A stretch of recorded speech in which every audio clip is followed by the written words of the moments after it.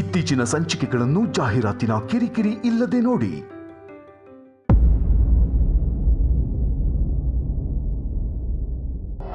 ಜಾಗ ಬದಲಾದ್ರು ಜಾತಕ ಬದಲಾಗಲ್ಲ ಅಂತಾರಲ್ಲ, ಹಾಗಾಯ್ತು ನನ್ನ ಕತೆ. ಆ ಮನೇಲಿ ಆ ಮುತ್ಕನ್ ಕಾಟ, ಈ ಮನೇಲಿ ಮಾವನ್ ಕಾಟ. ಕೆಲ್ಸದವ್ರಿಗೆ ದುಡ್ಡು ಕೊಡ್ಬೇಕಾಗತ್ತೆ ಅಂತ ಮನೆ ಕೆಲಸ ಎಲ್ಲ ನನ್ನ ಕೈಯಲ್ಲೇ ಮಾಡಿಸ್ತಾನೆ.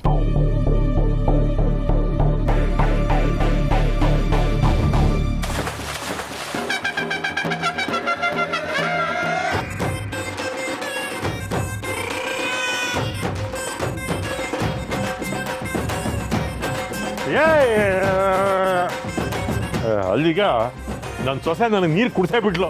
ಅಯ್ಯೋ ಮಾವ, ನೀವಲ್ಲಿ ಕೂತಿದ್ ನಾನು ನೋಡ್ಲೇ ಇಲ್ಲ. ನಂಬದೆ ನೀನು ಏನು ನಮ್ಮ ಮನೇನ ಗುಂಡಾಂತರ ಮಾಡಬೇಕು ಅಂತಿದ್ಯಾ, ಹೆಂಗೆ ಅಂತ ಅರ್ಥ ಆಗ್ತಾ ಇಲ್ಲ ನನಗೆ. ಈ ತಿಂಗಳು ವಾಟರ್ ಬಿಲ್ಲು 117 ರೂಪಾಯಿ 30 ಪೈಸಾ ಬಂದಿದೆ. ಅಲ್ಲ, ಮಾಹಿತಿಗಿರ್ಲಿ ಅಂತ ಹೇಳ್ತಾ ಇದ್ದೀನಿ ಅಷ್ಟೇ. ಆಯ್ತು ಬಿಡಿ ಮಾವ, ಇನ್ಮೇಲೆ 1 ಲೋಟ ನೀರಲ್ಲೇ ಮನೆನೆಲ್ಲ ತೊಳಿತೀನಿ. ಇದಕ್ಕೇನು ಕಮ್ಮಿ ಇಲ್ಲ.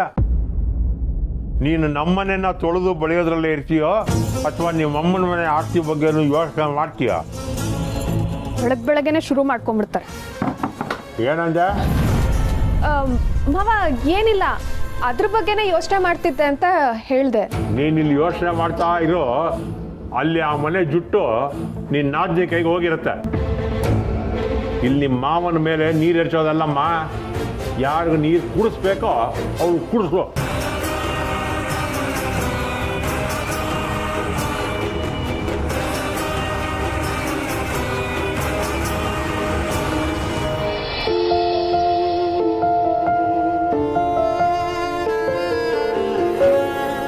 ಪೂರ್ಣಿ, ಅವ್ರು ಓಕೆ?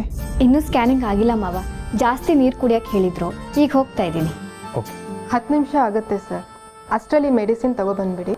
ಕ್ಯಾಲ್ಶಿಯಂ ಐರನ್ ದಿನಾನೂ ತಗೋಬೇಕು. ಸರಿ, ಹುಷಾರಮ್ಮ. ನಾನು ಹೋಗಿ ಬರ್ತೀನಿ, ನೀ ಇಲ್ಲಿಗೆ ಬಂದ್ಬಿಡು. ಸರಿ ಮಾವ.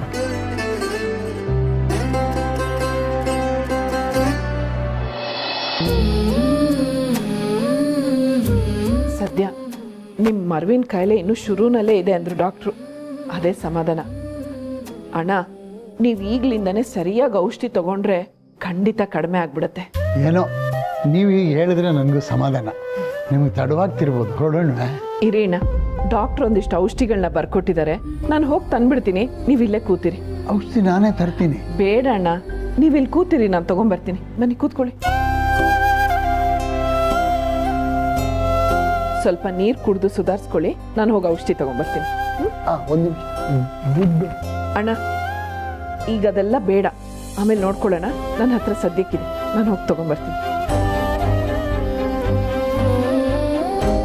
ಸಿಸ್ಟರ್, ಇಲ್ಲಿ ಕೂತಿದಾರಲ್ಲ, ಅವ್ರಿಗೆ ಸ್ವಲ್ಪ ಮರ್ವಿನ ಸಮಸ್ಯೆ ಇದೆ. ನಾನು ಹೋಗಿ ಔಷಧಿ ತಗೊಂಡ್ಬರ್ತೀನಿ. ಅಲ್ಲಿವರೆಗೂ ಸ್ವಲ್ಪ ನೋಡ್ತಾ ಇರ್ತೀರಾ? ಓಕೆ. ಮೆಡಿಕಲ್ ಸ್ಟೋರ್ ಯಾವ ಕಡೆ? ಹೀಗೆ ಮುಂದೆ ಹೋಗಿ ಲೆಫ್ಟ್ ತಗೊಳ್ಳಿ.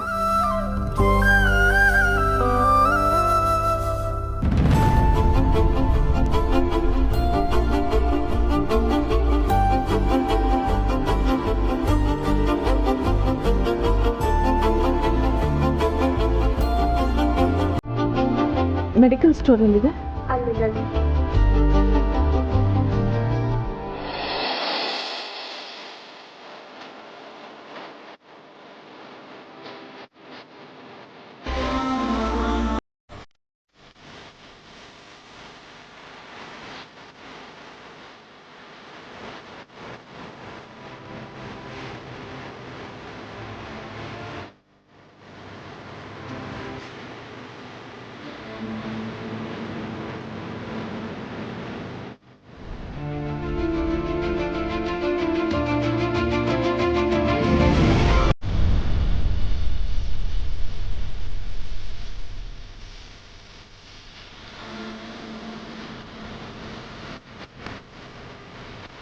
ಸಾರಿ. It's okay.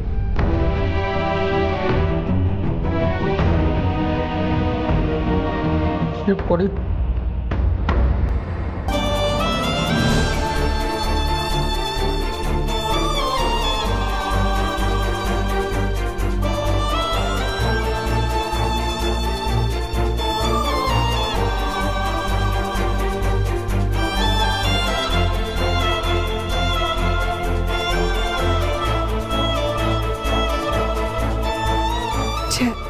ಸರಿಯಾಗಿ ಕ್ಷಮೆನೂ ಕೇಳಲಿಲ್ಲ.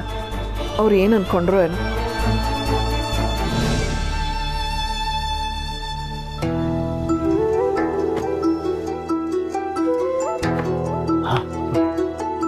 ಏನಂದ್ರು?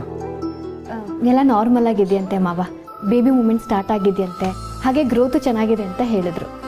ನೀನು ನೋಡಿದ್ಯಾ? ಹ್ಞೂ ಮಾವ, ಆದರೆ ಈಗ ಎಷ್ಟು ಸರಿಯಾಗಿ ಗೊತ್ತಾಗಲ್ಲ. ಸದ್ಯ ಹೀಗೆ ಎಲ್ಲ ಸರಾಗವಾಗಿ ಆದರೆ ಸಾಕು. ಒಂದು 10 ನಿಮಿಷ ಕೂತಿರ್ತೀಯ? ಸ್ವಲ್ಪ ಹೊತ್ತಾದ್ಮೇಲೆ ಹೊರಡೋಣ. ಕೂತ್ಕೊಳ್ಳೋದೇನು ಬೇಡ ಮಾವ, ನಾನು ಸ್ವಲ್ಪ ರೆಸ್ಟ್ ರೂಮ್ಗೆ ಹೋಗ್ಬಿಟ್ಟು ಬರ್ತೀನಿ. ಓಕೆ, ಇರು ಒಬ್ಬಳೇ ಹೋಗೋದು ಬೇಡ, ಯಾರಾದರೂ ನರ್ಸ್ನ ಕಳಿಸ್ತೀನಿ.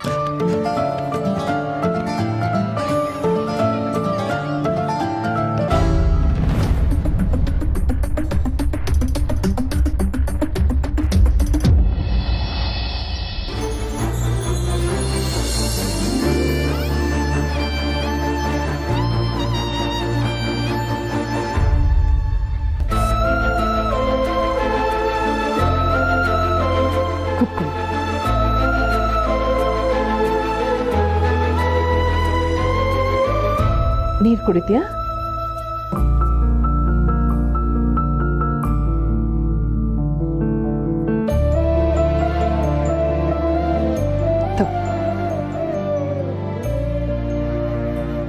ಒಬ್ಳೆ ಬಂದಿದೀಯಾ? ಇಲ್ಲ, ಮಾವ ಜೊತೆಗೆ ಬಂದಿದ್ದಾರೆ. ನನಗೆ ರೆಸ್ಟ್ ರೂಮ್ಗೆ ಹೋಗಬೇಕಾಗಿತ್ತು, ಹೆಲ್ಪ್ಗೆ ನರ್ಸ್ನ ಕರ್ಕೊಂಬರಕ್ಕೆ ಹೋಗಿದ್ದಾರೆ. ಬಾ, ನಾನೇ ಕರ್ಕೊಂಡು ಹೋಗ್ತೀನಿ. ಪರವಾಗಿಲ್ಲ, ಬಾ ಕರ್ಕೊಂಡು ಹೋಗ್ತೀನಿ.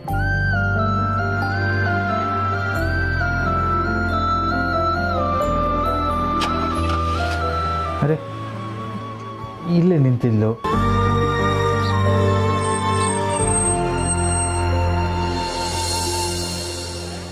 ಕೇಶವ, ನವೀನ್ ಪಬ್ಲಿಷರ್ಸ್ ಹತ್ರ ಅಪ್ಪ ಫೋನಲ್ಲೇ ಮಾತಾಡ್ಬೋದಿತ್ತಲ್ವೇನೋ? ಮೀಟ್ ಮಾಡಕ್ಕೆ ಯಾಕೆ ಹೋದ್ರು ಇವರು? ನನ್ನ ಹತ್ರನೂ ಹೇಳಿಲ್ಲ ಮೀಟ್ ಮಾಡ್ತೀನಿ ಅಂತ. ನಿಮ್ಗೆ ಹೇಳಕ್ಕೆ ಮರ್ತೇನೋ ಅಕ್ಕ. ಅದೇನೋ ಕಣೋ, ಇತ್ತೀಚೆಗೆ ಇವರು ಇಂಪಾರ್ಟೆಂಟ್ ವಿಷಯಗಳನ್ನೇ ಹೇಳಕ್ಕೆ ಮರಿತಿದ್ದಾರೆ ಅಂತ ಅನ್ನಿಸ್ತಿದೆ ಅಲ್ವೇನೋ ಕೇಶವ? ಅಕ್ಕ, ಅದು ಮೇಡಮ್ ಬಂದೆ, ಜಾಗ ಬಿಡು. ಛೇ, ಅವ್ರ ಆಸ್ಪತ್ರೆಗೆ ಹೋಗಿದ್ದ ವಿಷಯ ಮುಚ್ಚಿಡೋಕೆ ಹೋಗಿ ಮರುವಿನ ವಿಷಯ ಬಾಯಿ ಬಿಟ್ಬಿಡ್ತಿದ್ದೆ. ಹುಷಾರಾಗಿರ್ಬೇಕಿದ್ಮೇಲೆ ಹೇಳಿ. 260 ಸಿರಿ,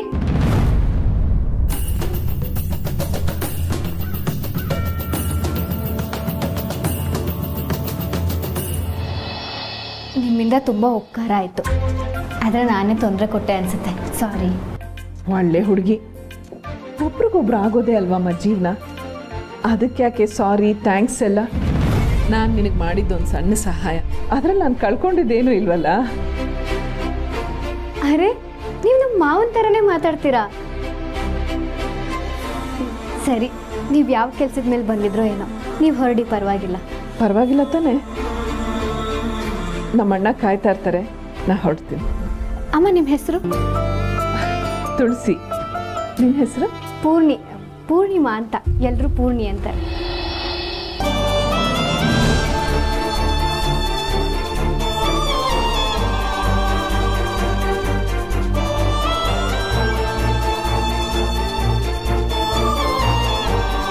ಸರಿ.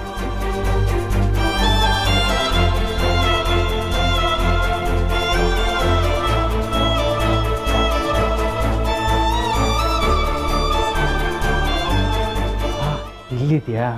ನಾನು ಎಲ್ಲೆಲ್ಲೋ ಹುಡುಕ್ತಾ ಇದ್ದೆ. ಎಲ್ಲರೂ ಓಕೆ ಅಲ್ವಾ? ಬಾ.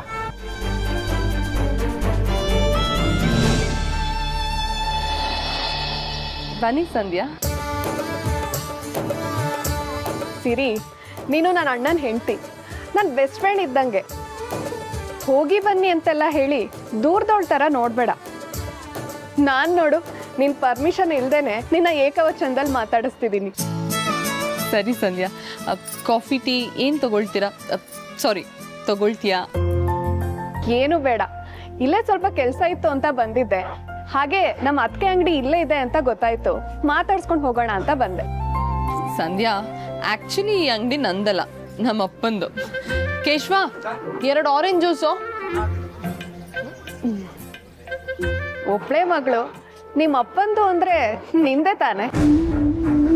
ನಮ್ಮ ಅಂಗಡಿ ಇಲ್ಲಿ, ನಾನಿವತ್ತು ಅಂಗಡಿಗೆ ಬಂದಿದ್ದೀನಿ ಅಂತ ನಿಂಗೆ ಹೇಗೆ ಗೊತ್ತಾಯ್ತು? ಅದು ನಮ್ಮ ಅಮ್ಮನ ಮನೇಲಿ ಒಂದು ಜಿರ್ಲೆ ಸತ್ರು ನಂದಿನಿ ನನಗೆ ರಿಪೋರ್ಟ್ ಮಾಡ್ತಾಳೆ ಅಂತ ಹೇಳೋಕ್ಕಾಗತ್ತಾ?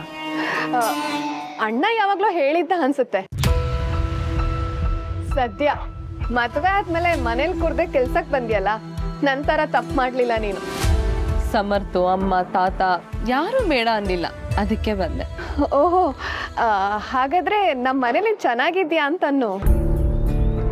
ಅಮ್ಮ ಅಣ್ಣ ಓಕೆ, ಆದ್ರೆ ಆ ಮುತ್ಕನ್ ಕಾಟ ಇದ್ದೇ ಇರುತ್ತೆ. ಹೋಗ್ತಾ ಹೋಗ್ತಾ ನಿನ್ಗೆ ಗೊತ್ತಾಗತ್ತೆ ಬಿಡು. ಹಾಗೆಲ್ಲ ಏನಿಲ್ಲ, ತಾತ ಮಾತಾಡೋದೇ ಹಾಗಲ್ವಾ, ಅವ್ರು ಮಾತಾಡೋದನ್ನ ನನ್ ಬೈಗುಳ ಅನ್ಕೊಳಲ್ಲ, ಬುದ್ಧಿ ಮಾತು ಅನ್ಕೊಂಡಿದ್ದೀನಿ. ಅಕ್ಕ ಜೋಸ್. ಕೇಶವ, ಕಸ್ಟಮರ್ಸ್ ಇದಾರೆ ನೋಡು, ತಗೋ ಸಂಧ್ಯಾ.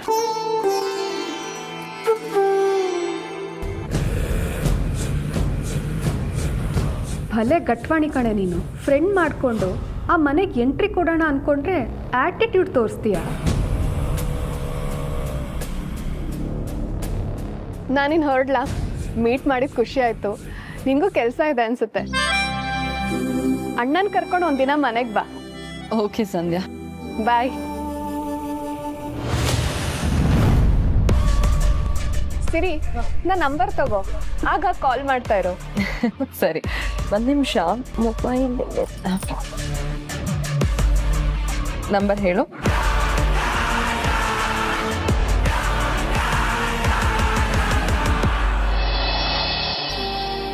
ನಂತರನೇ ಮಾತಾಡ್ತಿದ್ರಾ? ಪರವಾಗಿಲ್ಲ. ಹ್ಞೂ ಮಾವ, ಎಷ್ಟು ಒಳ್ಳೆಯವ್ರು ಗೊತ್ತಾ. ನಾನು ಕೇಳ್ದೆ ಇದ್ರು ಅವರೇ ಬಂದು ಹೆಲ್ಪ್ ಮಾಡಿದ್ರು. ನಾನು ರೆಸ್ಟ್ ರೂಮಿಂದ ಬರೋವರೆಗೂ ಅವ್ರು ಹೊರಗಡೆನೆ ಕಾಯ್ತಾ ಇದ್ರು. ಅವ್ರು ಯಾಕೆ ನಿನಗೆ ಹೆಲ್ಪ್ ಮಾಡಿದ್ರು ಹೇಳ? ಗೊತ್ತಿಲ್ಲ, ಆದ್ರೆ ಈಗಿನ ಕಾಲದಲ್ಲಿ ಯಾರನ್ನಾದ್ರೂ ಕೇಳಿದ್ರೇನೆ ಬಂದು ಹೆಲ್ಪ್ ಮಾಡಲ್ಲ. ಅಂಥದ್ರಲ್ಲಿ ಇವ್ರು ಬಂದಿದ್ದಾರೆ. ಯಾಕೆ? ನೀನು ತುಂಬಾ ಒಳ್ಳೆಯವಳು. ಒಳ್ಳೆಯವ್ರಿಗೆ ಯಾವಾಗಲೂ ಒಳ್ಳೆಯದೇ ಆಗುತ್ತೆ.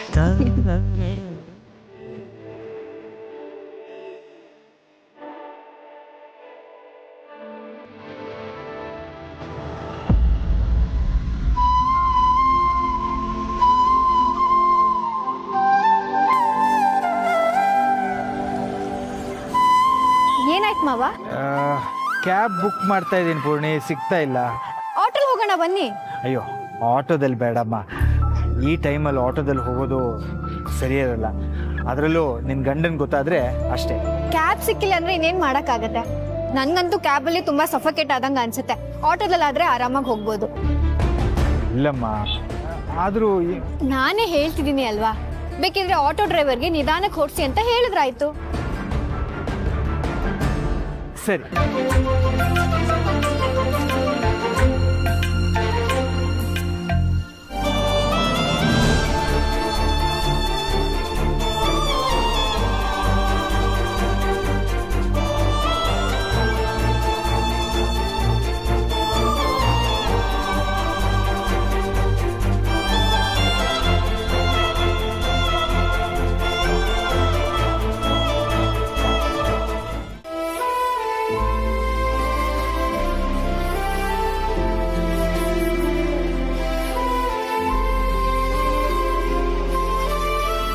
ಆಟೋ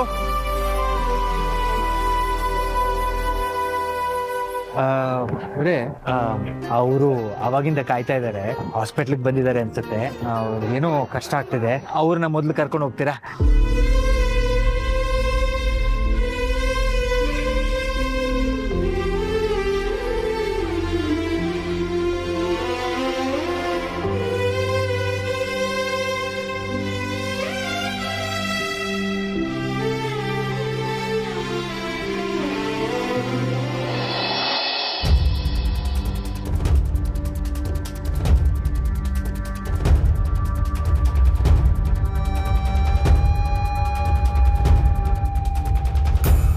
ಫ್ಯಾನ್ ಹಾಕೊಳ್ಳೋದು ಬಿಟ್ಟು ದುಪ್ಪಟ್ಟದಲ್ಲಿ ಗಾಳಿ ಬೀಸ್ಕೊತಿದ್ಯಲ್ಲ. ಫ್ಯಾನ್ ಜೋರಾಗಿ ಹಾಕಿದ್ರೆ ಕರೆಂಟ್ ಬಿಲ್ ಜಾಸ್ತಿ ಬರುತ್ತೆ ಅಂತ ನಿಮ್ಮಪ್ಪ ಫ್ಯಾನ್ ಸ್ಪೀಡನ್ನ ಒಂದಕ್ಕಿಟ್ಟು ರೆಗ್ಯುಲೇಟರ್ ನಾಬ್ನ ಕಿತ್ತು ಬಿಸಾಕಿದ್ದಾರೆ. ಆ ಫ್ಯಾನ್ ಹಾಕಿದ್ರು ಒಂದೇ, ಬಿಟ್ರು ಒಂದೇ. ನಾನೇ ಒಂದು ಕೋಲನ್ ಹಾಕಿ ತಿರುಗಿಸ್ಬೇಕಾಗತ್ತಷ್ಟೇ.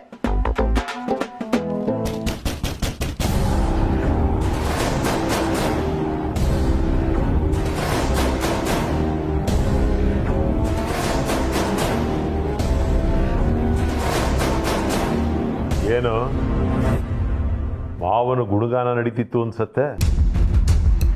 ಏ ಇಲ್ಲಪ್ಪ, ಸಂಧ್ಯಾ ಶೆಕೆ ಅಂತಿದ್ಲು, ಅದಕ್ಕೆ ಫ್ಯಾನ್ ಹಾಕೊಂತಿದ್ದೆ ಅಷ್ಟೇ. ಓ ಬಾಮೈದ, ನಮ್ಗೇನ ಬೇರೆ ಥರನೇ ಕೇಳಿಸ್ತಲ್ವೇನಾ?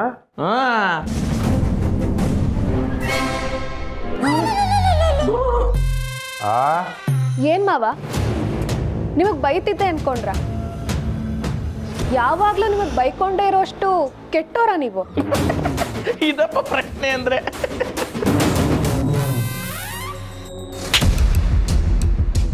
ಏನಿವತ್ತು ಕೆಲ್ಸಕ್ಕೆ ಹೋಗಿಲ್ವಾ?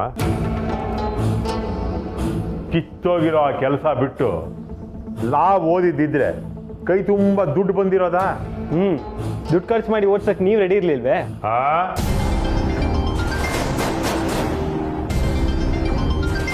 ಬಂದ್ಬಿಟ್ರು ಹೇಳಕ್ಕೆ. ಹಲೋ,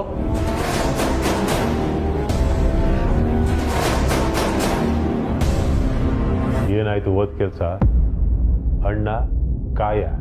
ಹಣ್ಣು ಕಾಯಿ ಎಲ್ಲ ಆಗಕ್ಕೆ ಮರ ಬೆಳಿಬೇಕು ಮಾವ. ಈಗ ತಾನೇ ಸಸಿ ನೆಟ್ಟಿದ್ದೀನಿ, ನಾಳೆನೆ ಹಣ್ಣಾಗ್ಬೇಕು ಅಂತಂದ್ರೆ ಆಗತ್ತಾ ಮಾವ? ಅಂದ್ರೆ ನಾನು ಮೇಲಕ್ಕೆ ಹೋದ್ಮೇಲೆ ಆ ಮನೆ ನಿನಗೆ ಸಿಗತ್ತೆ ಅಂತೀಯಾ? ಗಟ್ಟಿ ಪಿಂಡ, ನೀವೆಲ್ಲ ಅಷ್ಟು ಬೇಗ ಮೇಲಕ್ಕೆ ಹೋಗ್ತೀರಾ? ಏನಂದೆ? ಏನಿಲ್ಲ ಮಾವ, ಇವತ್ತು ನಾನು ನಾದ್ನಿನ್ ಮೀಟ್ ಮಾಡಿ ಚೆನ್ನಾಗಿ ಮಾತಾಡಿಸಿ ಬೆಣ್ಣೆ ಹಚ್ಚಿದ್ದೀನಿ. ಇನ್ ಸ್ವಲ್ಪ ದಿನದಲ್ಲೇ ಆ ಮನೆ ಒಳಗೆ ಸೇರ್ಕೊಳ್ತೀನಿ. ಸ್ವಲ್ಪ ದಿನ ನೋಡೋ, ನನಗೆ ಅಷ್ಟೆಲ್ಲ ಕಾಯುವಷ್ಟು ಪೇಷನ್ಸ್ ಇಲ್ಲ. ಏನು ಮಾಡೋದಿದ್ರು ಇವತ್ತೇ ಮಾಡಬೇಕು, ಈಗಲೇ ಮಾಡಬೇಕು. ಪಿಂಕಿ ಆ ಮನೆ ಸೊಸೆ ಆಗಲಿಲ್ಲ, ಬೇಕಾಗಿಲ್ಲ. ಆದರೆ ಈ ಪಿಂಕಿನ ಬೇರೆ ಯಾರಿಗಾದರೂ ಕೊಟ್ಟು ಮದುವೆ ಮಾಡೋಕ್ಕೆ ಮುಂಚೆ ಆ ಮನೆ ನಮ್ಮದಾಗಬೇಕು. ಅರ್ಥ ಆಯ್ತಾ? ಅಲ್ಲ ಮಾವ, ಮುಂದಕ್ಕೆ ಮಾತು ಬೇಡ. ನಿನ್ನ ಕೈಲಿ ಮಾಡೋಕ್ಕಾಗತ್ತಾ ಮಾಡು, ಇಲ್ಲ ಅಂದ್ರೆ ಈ ದುಃಖ ವ್ಯಕ್ತಿ ಕೂಳಿ ಯಾರಿಗೂ ಹಾಕೋದಿಲ್ಲ, ನೆನಪಿರ್ಲಿ. ಆಯ್ತು ಮಾವ, ಇವತ್ತೇ ಒಂದು ಗತಿ ಕಾಣಿಸ್ತೀನಿ.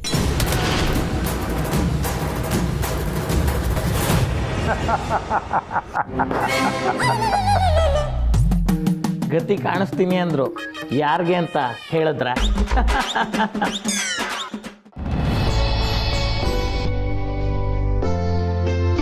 ಏನು ಸರಿ ಇದೆ ಬಿಡ್ರಿ ನನ್ನ ಹೆಂಡತಿ ಕೈಲ.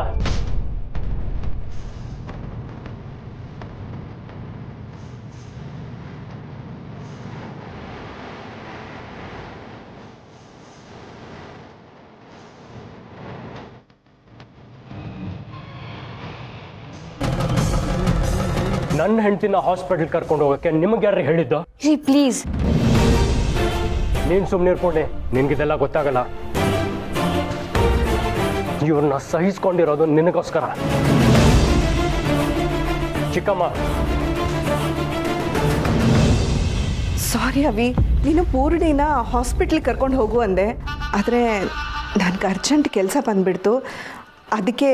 ಅಲ್ಲ ಚಿಕ್ಕಮ್ಮ, ಅದು ನನ್ನ ಮಗಳನ್ನು ಆಸ್ಪತ್ರೆಗೆ ಕರ್ಕೊಂಡು ಹೋಗೋಕ್ಕೆ ಯಾರೂ ಹೇಳಿಲ್ಲ, ನಾನಾಗೆ ಕರ್ಕೊಂಡೋದೆ. ನಿನಗೆ ಇಷ್ಟ ಆಗಲಿಲ್ಲ ಅಂದರೆ ಕ್ಷಮಿಸ್ಬಿಡು. ನಿಮ್ಮ ಲಿಮಿಟಲ್ಲಿರಿ ಅಂತ ನಾನು ಅವತ್ತೇ ಹೇಳಿದ್ದೀನಿ ತಾನೆ.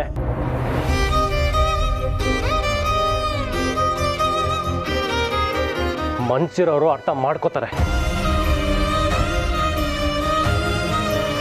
ಪೂರ್ಣಿನ ಕರ್ಕೊಂಡು ಹೋದ್ರೆ ನನ್ಗೆ ಇರಿಟೇಟ್ ಆಗತ್ತಂತ ನಿಮಗೆ ಗೊತ್ತಿದ್ದು ಇರಿಟೇಟ್ ಮಾಡೋದ್ರೆ ನಿಮ್ಮ ಇಂಟೆನ್ಷನ್ ಅಲ್ವಾ?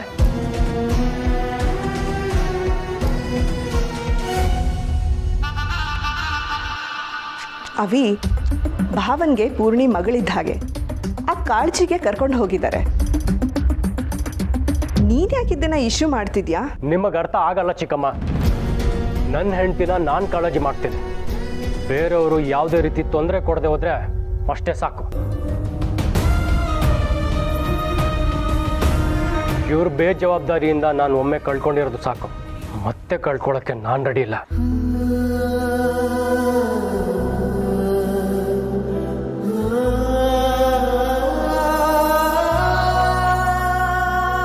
ಪೂರ್ಣಿ,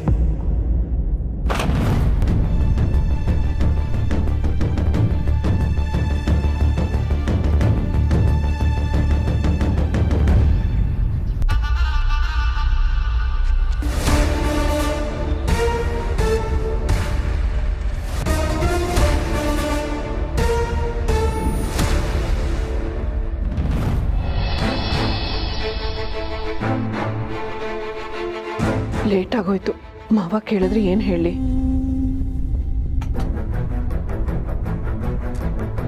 ಬಹುಶಃ ಶೇಷು ಅಂಕಲ್ ಜೊತೆ ಆಚೆ ಹೋಗಿರ್ಬೇಕು.